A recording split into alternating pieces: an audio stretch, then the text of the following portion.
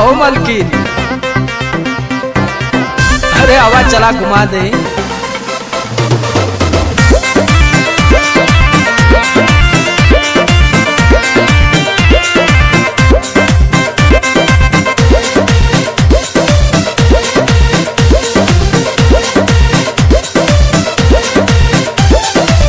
चलो ना जानू आज पटना घुमा दूं। अच्छा? चल के बजरिया में शॉपिंग करा दूं।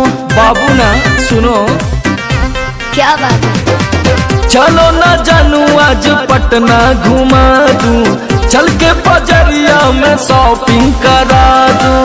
चढ़ब न फेरू सफरिया पिया, काले से उठे दरदिया पिया। अरे? कमरिया पिया, कमरिया पिया, भइल बालपक के ककरिया पिया। अरे दादा। कमरिया पिया, कमरिया पिया, भइल बालपक के ककरिया पिया। अरे तो बरियार फौजियत हो गई।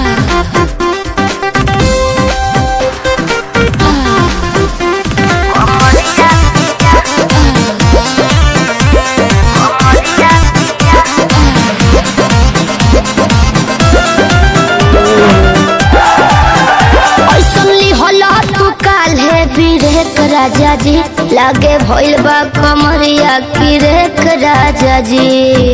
मुझे नहीं बुझाता बुझाता सुना नहीं रहबू संभर के गोरी तमनवा चिहुकबे करी। जति जोश में खो देबू होश कमरिया मुरुकबे करी। राते तू कइला बरदिया पिया। अच्छा?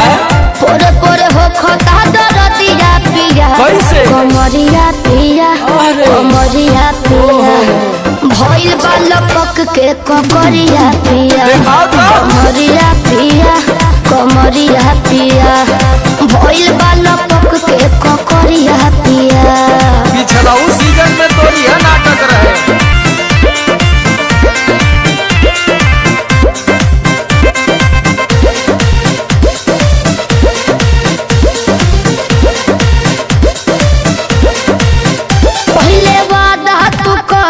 आशीष पिया हो कौन करब ना अब साजिश पिया हो। लगलू तो नाए एगो काम करा बिना डीपी से झड़वा लेबू तो बहुते आराम करी हो। जब दबी है कमर समर दवाई नियन काम करी हो। बुझाइल? ले आवई मदन हो रदिया पिया, पगली तबे नु जाई सरदिया पिया। कमरिया पिया, कमरिया पिया, भइल बालपक के ककरिया पिया। कमरिया पिया, कमरिया पिया, भइल बालपक के ककरिया पिया। चल मत कर नाटक, बंद कर फाटक।